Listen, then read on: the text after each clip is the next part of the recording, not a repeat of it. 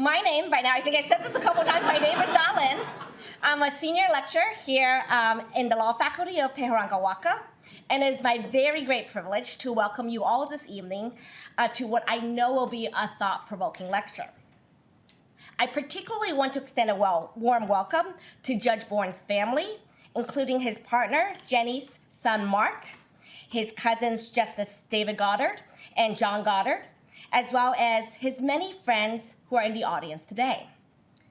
I also want to warmly welcome the family of our speaker tonight, Professor Daniel Schwarcz, his wife, Tamar, and his daughters, Orly, Tova, and Esther, who are here with him today.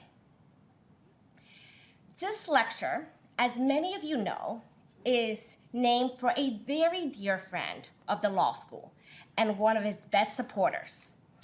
And this lecture is just one of many ways Judge Borrin's name lives on within the law school and the New Zealand legal community.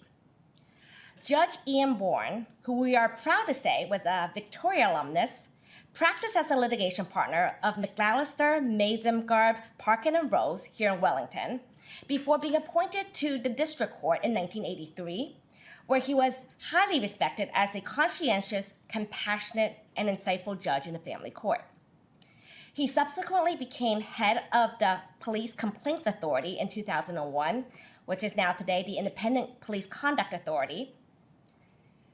Judge Borrin cared deeply about the role of law in society, and he felt strongly about enriching our academic environment. He gave generously to endow our law review, which is the oldest here in the country, and he was enthusiastic about the idea of inviting an overseas scholar to share their expertise with our legal community and participate in the faculty's academic life. So our speaker for tonight, Professor Daniel Schwarcz, is just one of many incredible scholars the law school has hosted over the years, thanks to Judge Borrin's generosity. Now, I am absolutely delighted to have the privilege of introducing Dan, who not only exemplifies Judge Borrin's intellect and generosity of spirit, but also his unfailing belief in the critical value of law and of lawyers. Before I turn to that introduction, however, I want to express our gratitude to the professional staff, both here in the law school and at the Central University, who have worked tirelessly behind the scenes to make all of this happen and to fix everything so that we can proceed. Dan is the Fredrikson and Byron Professor of Law and a distinguished university teaching professor at the University of Minnesota Law School. His scholarship spans enormous breadth, covering insurance law, financial regulation, consumer protection, and as we'll hear more this evening, the growing role of artificial intelligence in legal practice and legal education. Dan's research has received numerous honors, including the American Law Institute's Early Career Scholars Medal, which is a truly extraordinary honor. It's awarded every 2 years to one or two law professors whose work shows exceptional promise in shaping public policy and improving the law. He has testified before U.S. congressional committees on financial and insurance regulation, and his scholarship has prompted regulators at both the state level and within the U.S. Treasury and Congress to develop reforms. Dan is also an exemplary teacher. He has received the University of Minnesota Law School's Stanley V. Kenyon Teacher of the Year Award, not just once, but 3 times. And in 2024, he received the University of Minnesota's University-Wide Award for Outstanding Contribution to Graduate and Professional Education. And earlier on in my own career as a young legal scholar, I experienced firsthand Dan's generous membership and kind, sharply probing, and always constructive comments. So I'm going to embarrass Dan for a moment here by sharing an anecdote. Shortly after I first met Dan, he invited me to participate as a panelist at an insurance law conference that he organized. And when I arrived, I discovered that the other 2 panelists on the panel passionately, heatedly, vehemently disagreed with each other about the topic at hand, which was what constitutes unfair discrimination in insurance.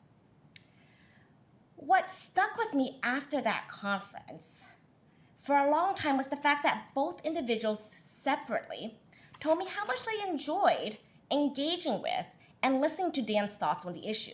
They both thought that he treated the issue with a particular fair-mindedness, sensitivity, rigor, and creativity that was rare.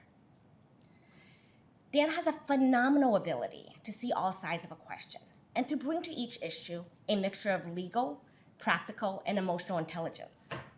And for this reason, I cannot think of a better person to give our talk tonight on the critical, urgent, but admittedly also divisive question of generative AI and the future of lawyering. So please join me in welcoming Professor Daniel Schwarcz to deliver the 2026 Ian Borrin Lecture in Law.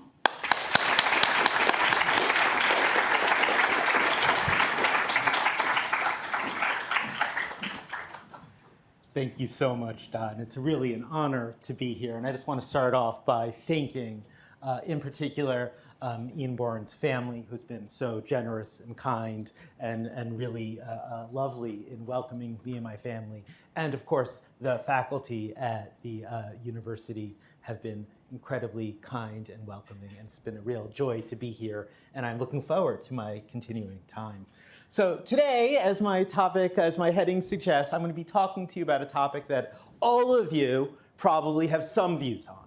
And that topic is the role of generative AI in the future of lawyering. I'm going to split my talk up into 6 sections. First, I'm going to try to level set and just talk through a little bit the evolution of AI as it pertains to law in the last few years. After that, I'm going to talk to you about the empirical evidence that exists on what happens when lawyers use AI in their work and what the evidence suggests about the impact of that on productivity. From there, we're going to recognize that while AI has, as we will see, quite stark positive effects on productivity, it comes along with real risks. And so we'll name those risks and identify which risks are greatest. From there, we'll try to evaluate the extent to which those risks are real and what we know and what we do not know. Hopefully from there, we'll be able to learn some lessons about when lawyers should be using AI, about how lawyers should be using AI, and about what impact AI should have on the legal profession.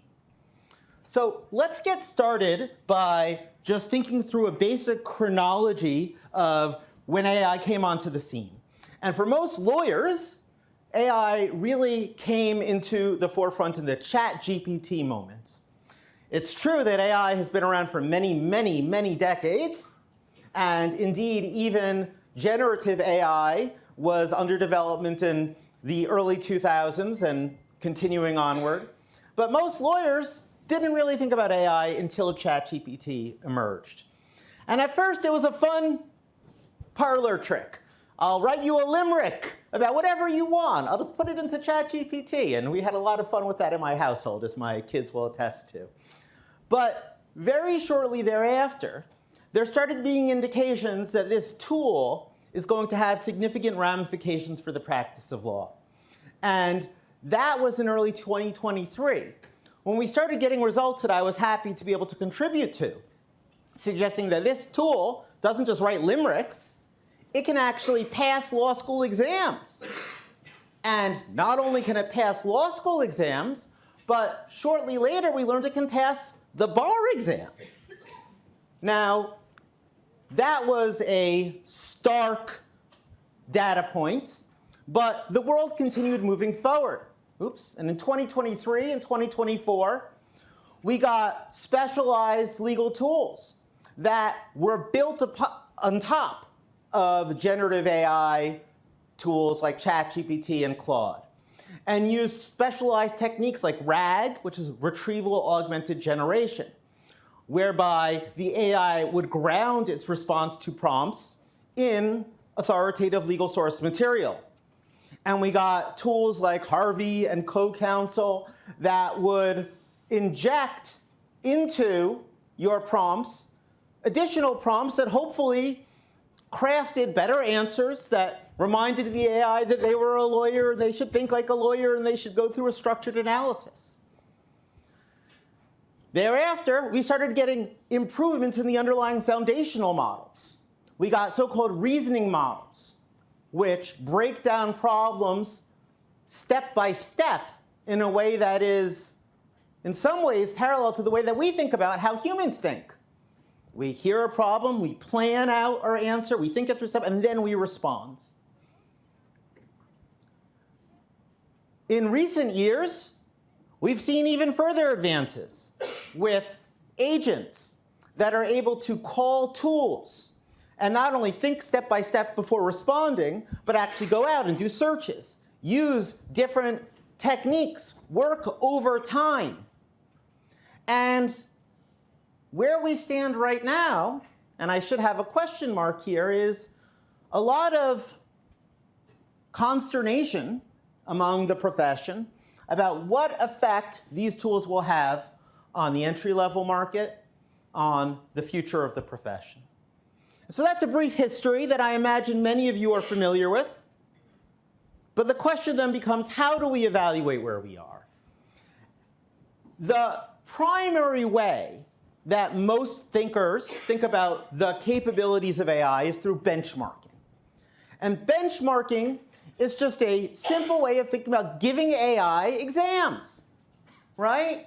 And so in math, we can tell that the AI is improving because it can now do this really complicated math problem. It can solve Erdos problems. It can do all sorts of things. And so we measure progress by benchmarking. And in law, we do this as well. There are a number of benchmarks, the most prominent being this legal bench tool, though there are several others, that we use to measure progress in AI systems. And this is just the latest benchmark on legal bench. And it shows right now the relative standings as of a couple of weeks ago. Now, this is a bit abstract, because what does it mean that an AI system is scoring 88% on accuracy? Hard to say. But when we put it in terms that are a bit more intuitive, like the bar exam, that's just an exercise in benchmarking. And in 2023, ChatGPT couldn't pass the bar exam. Hey, 50% is not bad, but not a passing score. We got a very prominent result in 2024. It could pass the bar exam and actually outperform many human test takers. But since that time, we now have AI models that can not only pass the bar exam and outperform humans, but that can ace the bar exam. And it was just a couple of weeks ago when this company Describe LM reported that their AI model scored 100% on the bar exam. So this is how many people track the progress of AI. But I've always been skeptical of the usefulness of this for lawyers.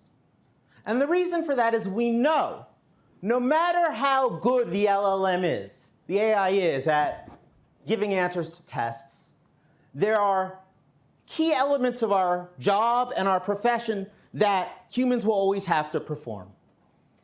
Lawyers are not going to turn over cases to AI. We're not going to have judges be replaced by AI because we fundamentally value being heard by a human. And having a human being listed, that is part of what it means to get justice. Part of what it means to get legal representation is we have a human that listens to us and responds. And we have an ethical obligation as lawyers to ensure that what we hand to the court is, in fact, accurate and legitimate. Especially because, as we will see, AI still, to this day, can hallucinate. And so the real question for lawyers is not, how good is an AI at passing an exam? It is instead the following question.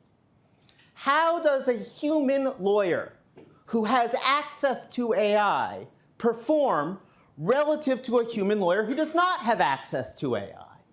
That is the question that will shape our future. And that is a question that the conventional approach to evaluating AI cannot answer.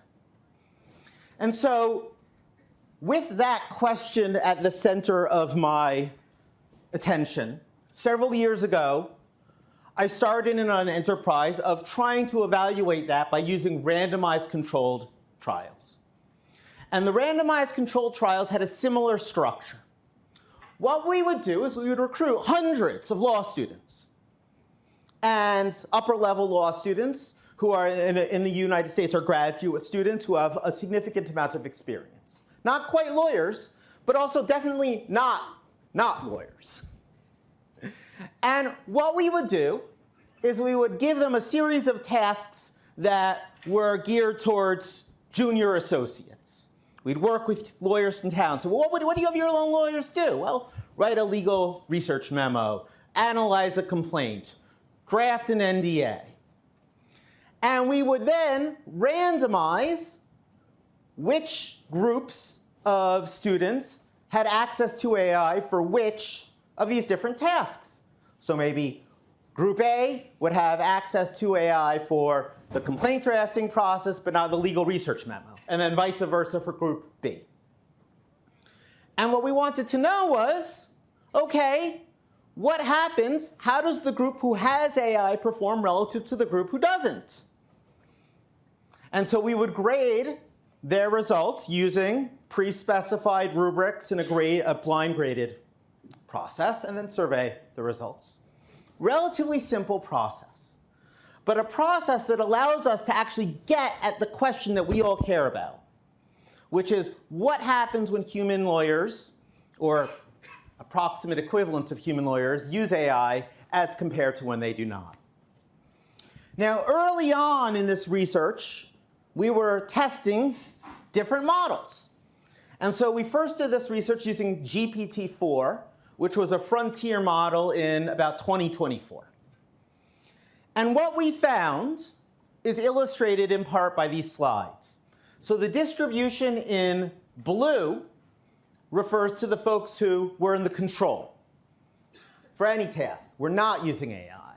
And the distribution in the orange or the red, I'm not great with colors, are the folks who were using AI. And we switched it back and forth. So it's not that any one group was better than the other. And what we found is that consistently across different tasks, whether it was drafting a client memo, a contract, a complaint, people who were using AI were doing the work more quickly. OK. But they were doing the work more quickly, and they were doing the work more quickly without a degradation in quality. So here, you'll see their actual scores.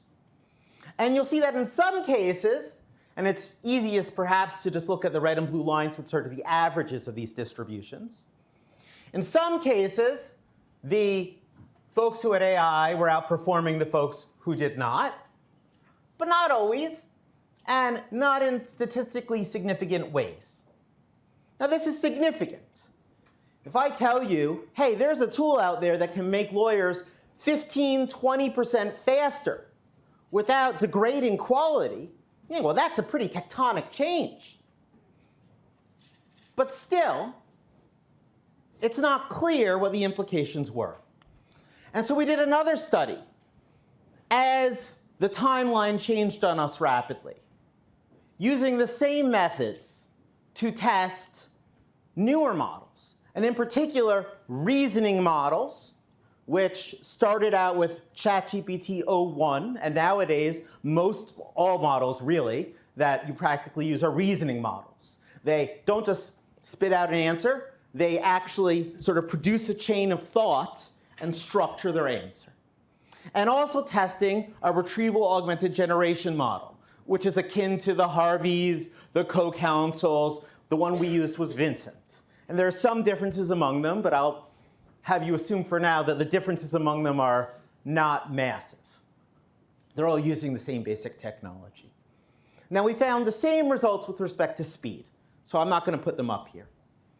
But what we also found was that consistently with these models, not only were the participants in our study doing the work 20, 25% more quickly, they were doing the work in a way that scored 20 to 25% better than the folks who didn't have AI, at least for most of the tasks we tested. Now, caveat here, there was one test we did with one assignment where we did not find this result. And we can come back to that later on if any of you want in Q&A, why that was the case. but out of 5 of the 6 tasks that we tested, the young lawyers who were using AI were doing the work faster and better on average. Okay. That does not mean, though, that everyone should just run out and embrace AI. And the reason for that, as we know, is there are risks that come along with this technology. Now, some of these risks, they get a lot of attention. And the one that I'm guessing all of you have heard some about is this risk of hallucinations.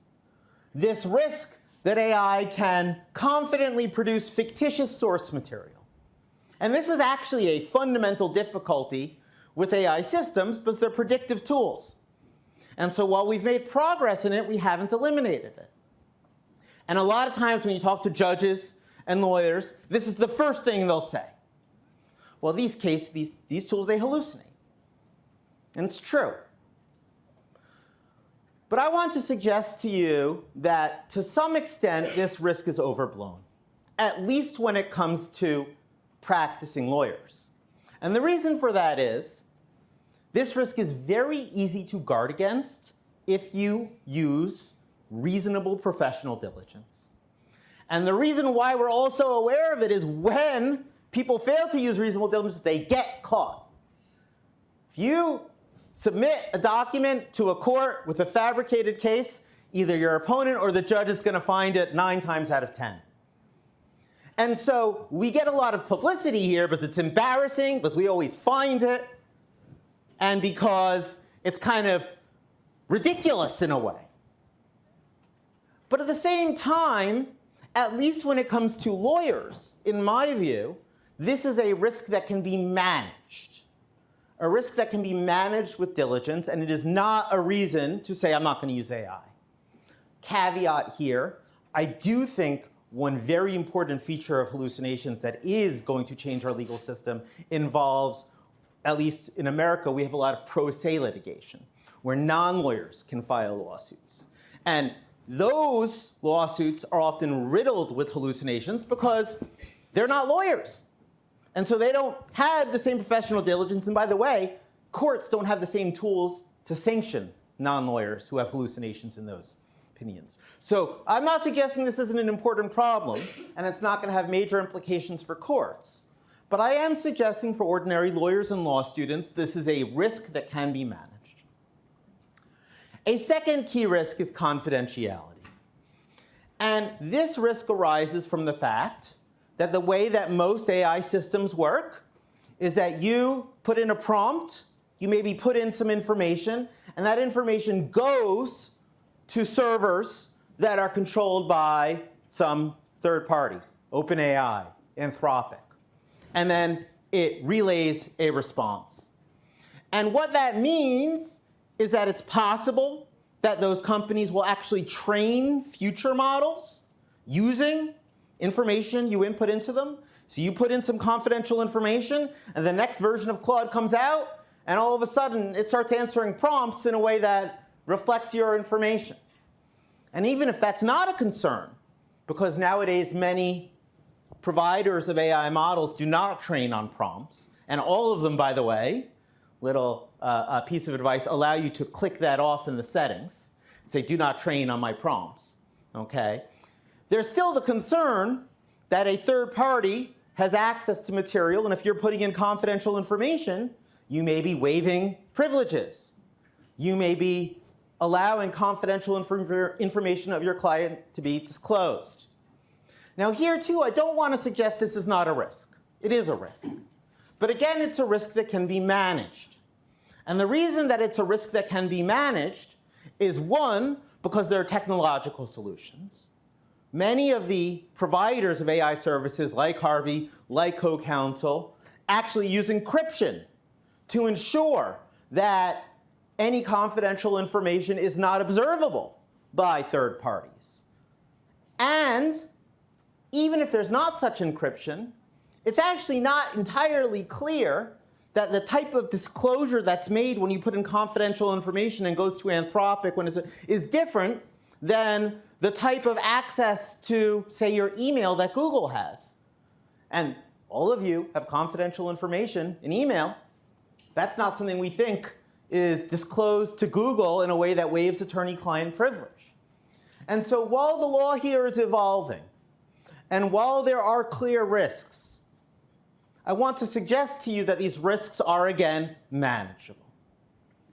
Which leads to the third risk, the one that is highlighted. Because for me, and I think for many folks, this has always been the risk at the center of the use of AI. And this is the risk that using AI will erode our own understanding in a way that makes us less competent lawyers, or less competent even in the context of an individual case. And I want to disaggregate this risk into two. First, it's important to think about short-term risks of AI. And when I think about short-term risks of AI, I like to think about this example. Imagine you use an AI to write an excellent brief. In fact, let's take AI out of the picture for a second. Let's imagine your colleague writes an amazing brief. It's wonderful. And then you have to go to court and argue it for a judge, and you didn't write it. You may not do very well. Because if you didn't write the brief, you didn't think through it. You didn't internalize the arguments. You didn't think through the counter-arguments. And so there's a way in which not doing the work on an individual matter can potentially undermine your capacity to serve an individual client, even if it's not eroding skills in the long term.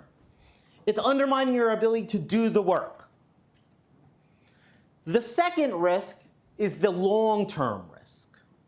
The risk that over time, as we outsource legal work to AI, we don't develop the long-term skills that makes good lawyers, that gives us the judgment, that gives us the intuition, that gives us the skills and the knowledge.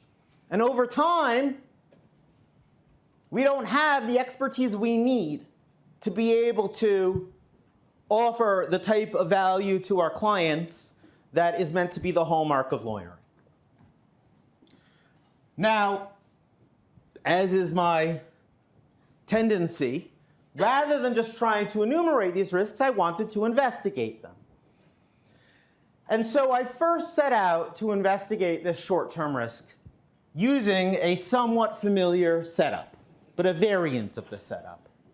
Another randomized controlled trial using upper-level law students. But this one different.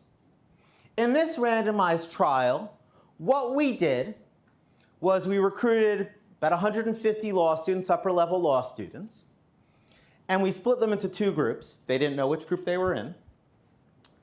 They didn't know there was another group. And at first, we gave them some very complicated legal materials that they hadn't really seen before. Servitudes on personal property. I don't know what the law of that is in New Zealand. It's like sort of an obscure topic, okay, that none of them, we were pretty confident, had seen before, but all of them were equipped to handle because they'd all had property law. Okay? So we sort of felt like it was in the right range. They could handle it, but it was unfamiliar. And what we did is we had one group who we instructed to use AI to write a memo summarizing that material. Okay? And we told them how to use AI, using all the best practices. You know, have the AI summarize the material, read the material, adjust it, ask follow-up questions, confirm everything's right, make sure there are no hallucinations. All the things that you'll hear in training on how to use AI. And for the second group, we had them do it the old-fashioned way. Read the material, write a memo. Now, we were confident, given the experiments we'd already done, that the folks who had access to AI were going to outperform the folks who didn't have access to AI in that first step. They were going to produce better memos summarizing the law. But what we then did was we took AI away from everyone. And we said, now we want to test your understanding of the material. And even more, we're going to have you write a memo about a very elaborate hypothetical scenario that requires you to apply the law that you just wrote about. And our hypothesis going in, consistent with the concern that short-term risks were real, was that even though the group who had access to AI would outperform the group who didn't in stage 1, the results would flip in stages 2 and 3. That the folks who had access to AI and used AI in stage 1, once you took the AI away from them, they'd be lost. They wouldn't have internalized the material, they wouldn't have thought it through, and they wouldn't be equipped to apply it to a new hypothetical scenario. Well, our first hypothesis was right. And in fact, we found, that's reassuring, replication of past results. And not only replication, but extension. The folks who had AI in stage 1 not only outperformed the folks who didn't by 20 or 30%, but now, with these later models, because in this one we were testing Gemini 2.5 Pro, which was more advanced than the GPT-01 model we had tested earlier, we saw improvements in the ranges of 60% in scores. And we saw similar improvements in speed. So continuing on that train, but not revolutionary. But what we also found were results flatly inconsistent with our second and third hypothesis.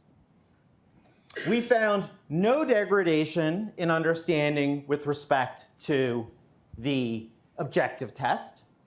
And paradoxically, at least as we initially hypothesized it, we found the folks who had AI in stage 1 outperformed the folks who did not have AI even after we took the AI away. Now, how could that be? Well, it turns out the empirical evidence was pretty clear. Because once we controlled for the quality of the initial memo, the effect went away. In other words, here was the mechanism. The mechanism was AI allowed our participants to better summarize and understand the rule. When the AI was taken away, that still produced a benefit. Because if you understand the law better, and you have a better sense of its nuance, you're going to be better at applying it to a hypothetical. Now, this is one experiment. It doesn't prove that there is not short-term degradation, and I am confident there is. But what it also suggests to me is that use of AI in the short term is complicated. That there are risks, but there are also potentially benefits. That AI can empower, at least in some cases, lawyers to perform better even when the AI is not there, by better understanding the precedent, by better understanding the statutes and the case law, and thus equipping them to apply it to a fact pattern. So more research to be done here. What about the earlier question about long-term effects? Because this experiment focused on short-term effects in the context of a single 3-hour experiment. And this is where my research is going next.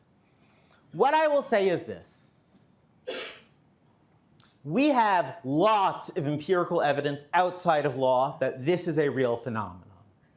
There are excellent studies showing that over time, coders who use AI become less good coders.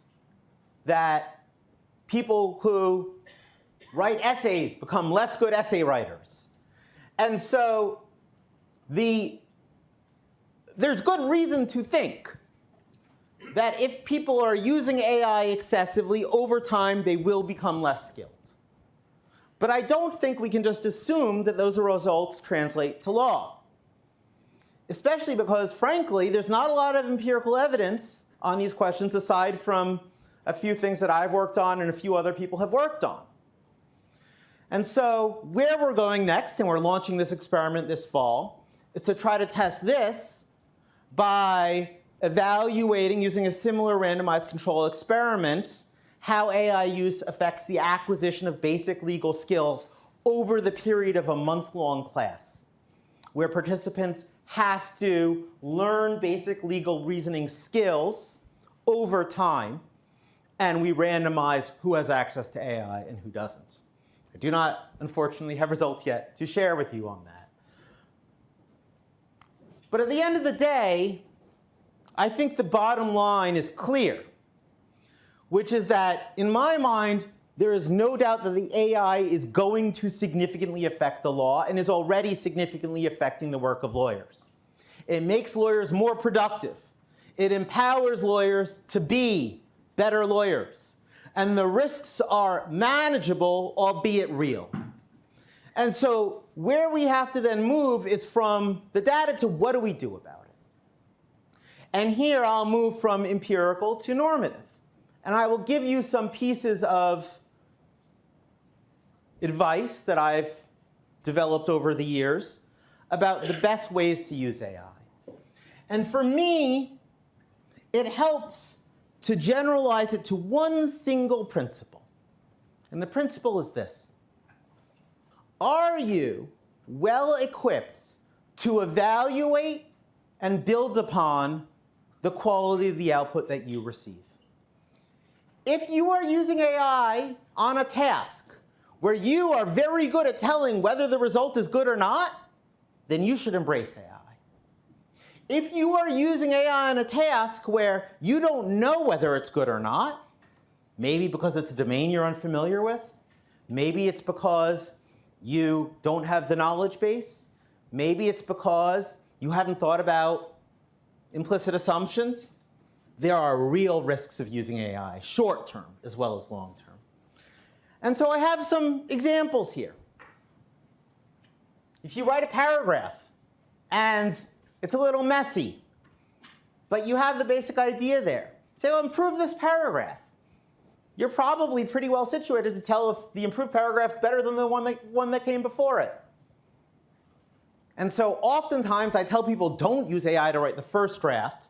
Use AI to write the second draft. Because you've got to get your ideas out there first. And then you're well equipped to tell whether or not AI can improve upon it. You have a document. You're like, I know, in the deposition, the person said this. Use AI to find it. Because you can then go and verify it.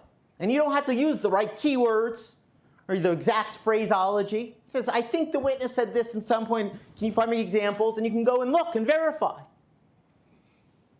You can suggest ambiguities in contracts. One of the most difficult things for young lawyers when you're drafting a contract is to think about all the things you're not seeing. All the ways in which the language you've used might be ambiguous in a particular dispute. If you feed that into an AI and say, give me examples, you're well equipped to evaluate, hey, that's right, that is ambiguous. How can I address that?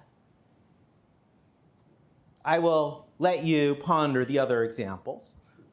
But I think it's important to contrast those examples with ones in which maybe you're not as well equipped to evaluate the quality of the answer. And here, my big caution would be in legal research. Ironically, one of the fastest developing use cases of AI is in legal research. That's what Westlaw and Co-Counsel is doing. That's what Harvey is doing to some extent. And while that can be valuable, the fundamental problem with legal research is you don't know what you don't know. You don't know that that summary of the law is missing the key case. You don't know whether that summary of the law is not thinking about a clever way of distinguishing this precedent from that precedent.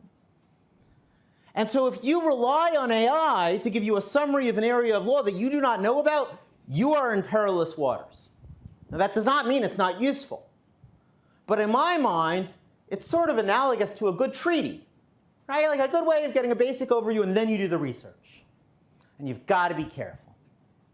Again, I will allow you to ponder some of the additional examples here. Now, that's when to use it. But the question emerges, how do you use it?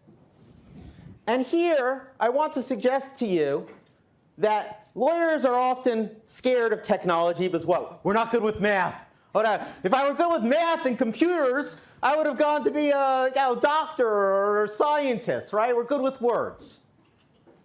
And so oftentimes, there's some technophobia among lawyers. And there's a sense that you can't master Gen AI because it's technical. But I think there's a real way in which the skills lawyers are trained in are the exact skills that are necessary to optimally use AI. Because what are lawyers trained to do? To be precise in their language, to understand when there are ambiguities in questions, to ask follow-up questions, to surface unstated assumptions, to consider counter-arguments. That is the way to use AI.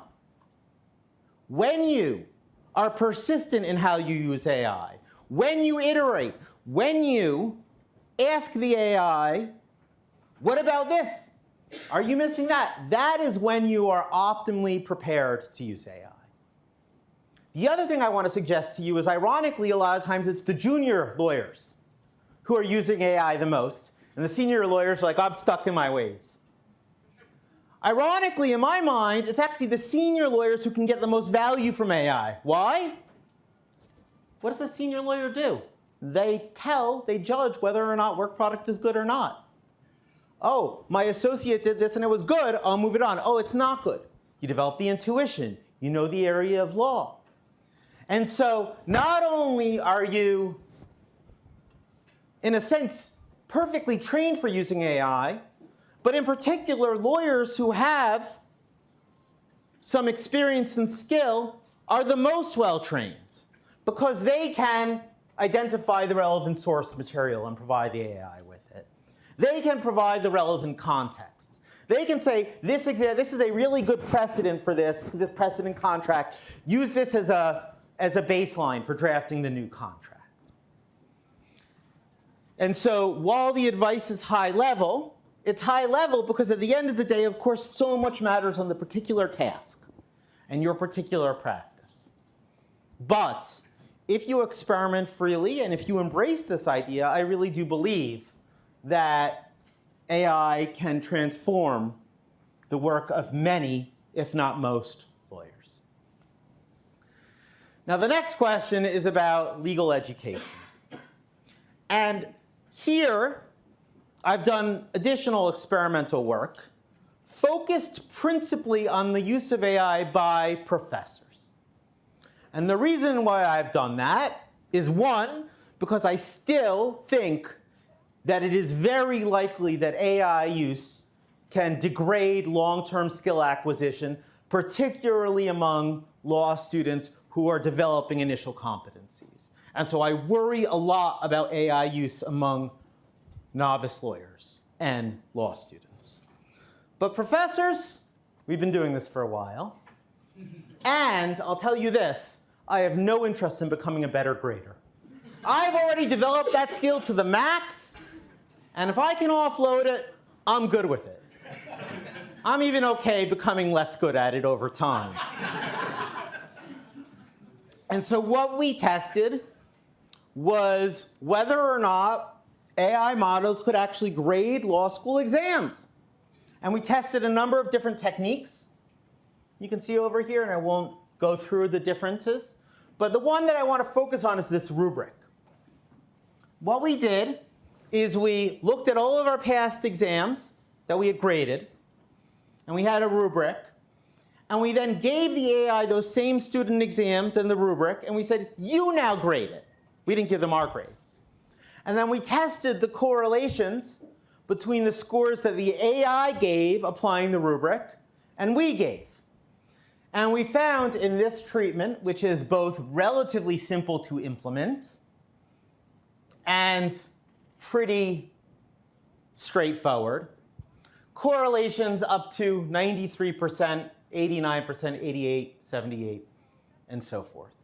In other words, the AI's grades were pretty darn close to the actual grades that we had given. Now, I want to be clear, I don't think we can just replace law school professor grading with AI grading. And the reason for that is a reason that I alluded to earlier. Part of what it means to be graded is to be graded by a human. If you do not think that a human is grading you, even if it's an accurate score, you are not going to feel as if you got the value of your education. You are not going to take that grade seriously. But what this suggests to me is still revolutionary for legal education. And the reason for that is, notoriously, legal education provides incredibly limited feedback to students on their writing. We talk to you, we have you read, but God, we're not going to grade your exams that frequently. And we're not going to give you feedback that often. And it's not exactly a secret that the way that people improve their skills is not just by reading and listening, it's by getting specific feedback on their work. What did they do well? What did they not do well? Is this good or not? What parts of it were good or not? And so what AI is increasingly capable of doing is providing an automated method for you to, as often as you want, provide feedback to your students using old materials. All you need is a rubric and an exam.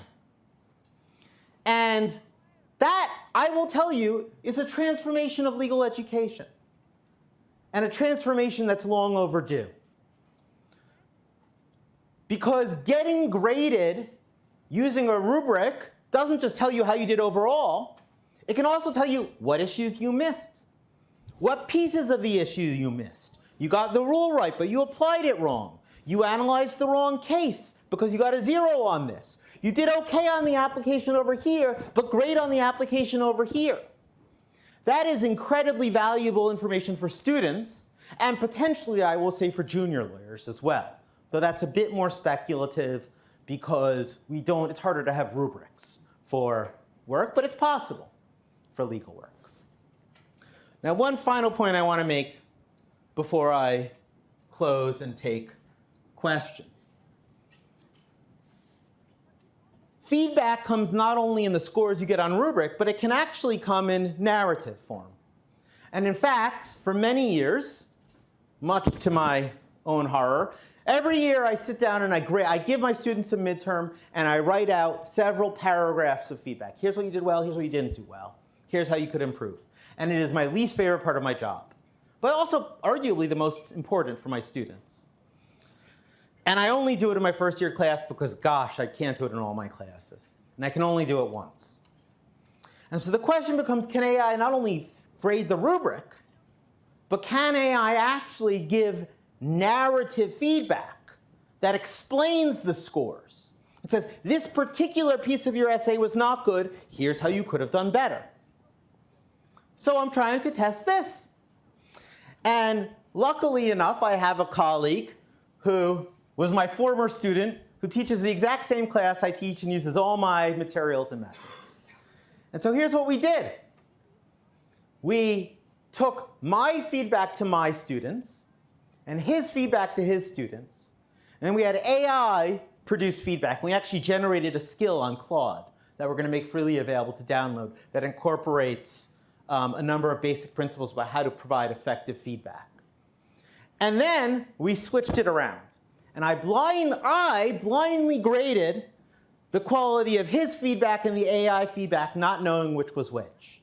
And we took measures to ensure that it wasn't obvious to me whose feedback was whose. So we had the AI make grammatical errors. We limited the AI's feedback to the same length. So it was impossible for me to know. I had A, B. I didn't know which was my colleague's feedback and which was the AI feedback. And he did the same thing for me. And what did we find? Well, I'm not going to tell you who's who here, but a 3 means that the AI feedback and the human feedback, once it was unblinded, was roughly equivalent. Anything above a 3 means, on average, the AI feedback was better. And for one of us, the AI was consistently better than the human feedback. It was identifying specific passages in the writing and saying why they were problematic and giving examples of how it could be improved and highlighting general themes. And for the other, it was just as good. A little bit more mixed. So the bottom line is we're still learning. The bottom line is there's not a simple, easy answer. But what I hope I've convinced you today is that we're not going to get the right answers unless we actually ask the right questions and we do the research to measure. And when we do that, and when we reflect back on what we have measured, I think that the conclusion is clear, that AI is fundamentally transforming and will continue to fundamentally transform the practice of law and legal education. How that will occur, I do not know, but a few lessons for law schools. I do think that it is still prudent to limit AI usage by students early on because of the risk of long-term skill degradation that exists out there and the empirical evidence points to, while pairing that with a recognition that building AI fluency in the long term is essential. And I think professors need to, as quickly as possible, embrace the use of AI to provide feedback to students. And I think law firms need to think about using AI to provide better feedback to junior associates in a way that can potentially offset some of the skill degradation that we've seen in other fields. So with that, I am happy to take questions, and I thank you for your time and attendance.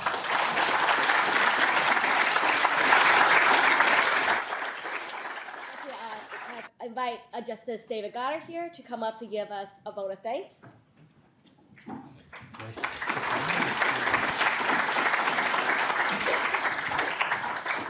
So, Dan, that was a wonderful lecture. It's one of the best lectures I've heard on anything anywhere in the world. And I have trailed around law schools, slightly tragically, for much of my life. They have a fatal attraction for me.